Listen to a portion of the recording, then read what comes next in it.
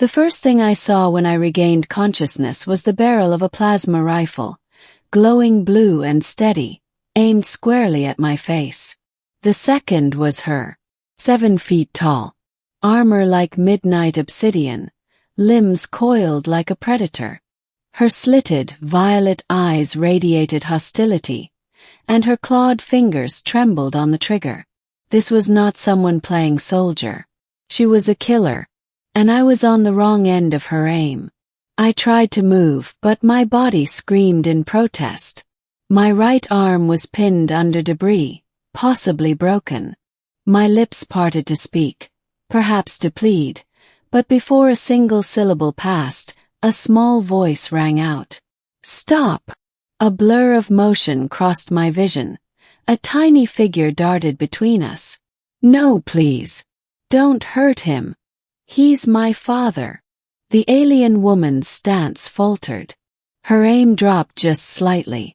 She stared at the little girl in front of her, chest rising with quick breaths, tangled curls matted with dust, tiny arms outstretched as if to shield me from a blast. She looked familiar. Too familiar. My thoughts swam. The crash. The escape pod. The landing on this barren, scorched world. And the child. My daughter. Well, my daughter died 5 years ago, during the evacuation of EOS 9. We were attacked. I saw the explosion myself. The transport ship she was on. Gone in a blink. Yet this girl. She had my late wife's eyes. The same stubborn crease between her brows. The same way she stood, chin lifted, daring the world to defy her. The alien woman slowly lowered her weapon.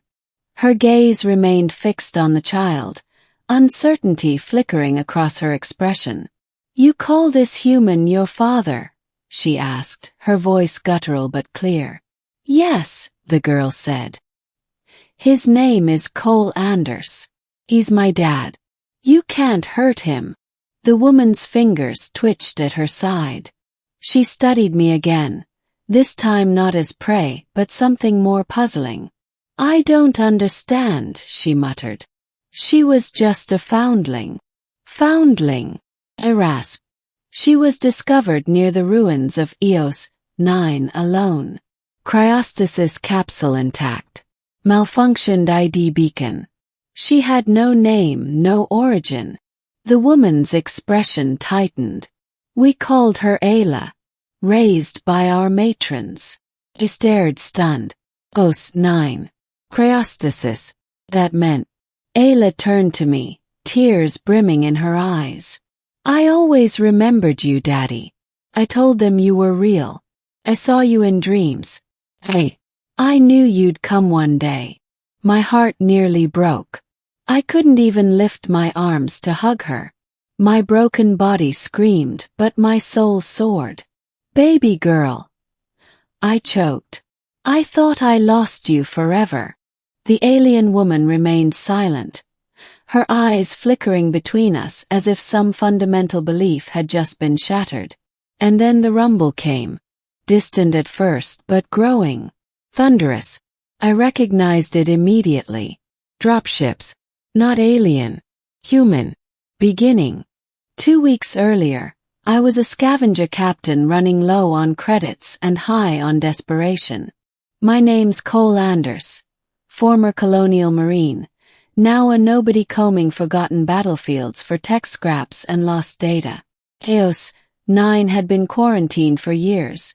Radioactive fallout, unstable tectonics, and rumors of alien occupation. No one wanted to go there. Except me. Because I hadn't given up. Not entirely. The tip-off came from a dying pirate. Mutterings about a stasis capsule pulled from the ruins by a species called the Kalari. He said they took a girl. Human girl. To them it was just a curiosity. To me it was a lead. The first one in years. I bribed, bartered, and begged my way onto a ghost freighter charted for the outer Kalari fringe. Crash-landed after an ambush by planetary defense drones. My crew. My ship. Scrap metal. I wandered the edge of the wastelands for 2 days before they found me. Kalari hunters. That's when I saw her. A child with untamed hair and cautious eyes who stared at me like she recognized something. She didn't run. She didn't hide. She just whispered, "Daddy." They thought it was a child's imagination. They didn't know I had her photo in my locket. They didn't know the DNA match would be instant. But one Kalari did begin to suspect. Captain Threxia, commander of the outpost.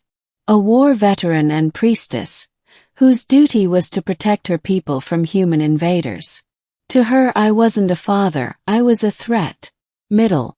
Threxia restrained me, interrogated me. But something in her demeanor shifted when she saw Ayla sneaking into the holding cell. The girl refused to leave me. Sat beside me through the cold hours. She held my hand, told me how the Kalari raised her in their domes of crystal and steel.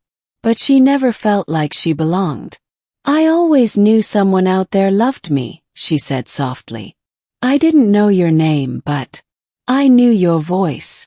Threxia stood in the doorway, watching us in silence. Then she left. The next morning, the compound shook with tremors, sensors picking up human warships entering orbit. Someone had leaked our location. Perhaps the same informant who gave me the lead. Kalari scouts panicked. Orders were given to evacuate. Others were told to destroy evidence, especially anything humans might use as propaganda. I was scheduled for execution before sundown. Threxia volunteered for the task. That's how we came to the clearing. Me half buried under rubble from a blast. Her weapon drawn. And Ayla defying it all. The thunder grew louder now. Human dropships descending. Whether they came for me or for conquest didn't matter. The Kalari would see it as war. Threxia looked to the sky, then back to Ayla. "Child, if you stand by him, you stand against your people." Ayla trembled but didn't move. "He is my people." That hit hard. For both of us. "You can't erase the bond of blood," I said.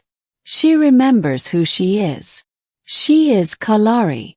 Threxia snapped. "She is both," I countered. "You raised her.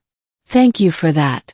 But she has a right to know where she came from, and decide where she wants to go." Threxia's jaw clenched. Her weapon dropped fully. "I've lost soldiers to your kind," she said bitterly. "Watched our cities burn in human flames. And I lost my child to yours," I replied. "We've all paid a price." Silence.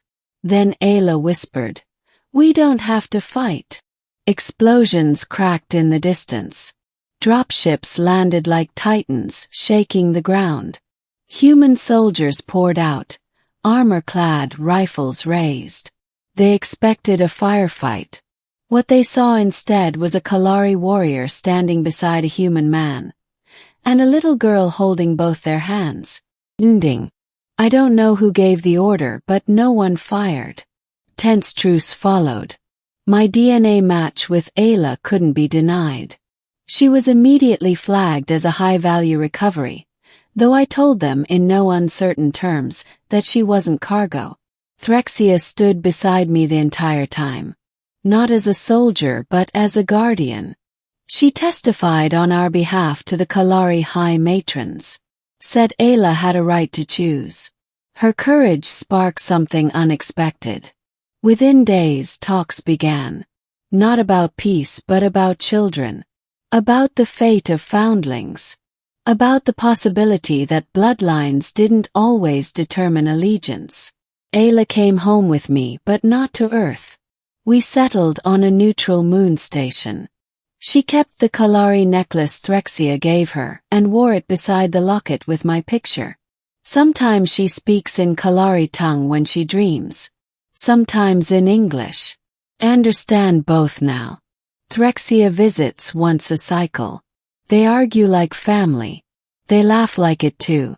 One night Ayla asked me, "Do you think we'll ever have peace?" I looked at the stars beyond the window, remembering weapons drawn and a child's cry that stopped.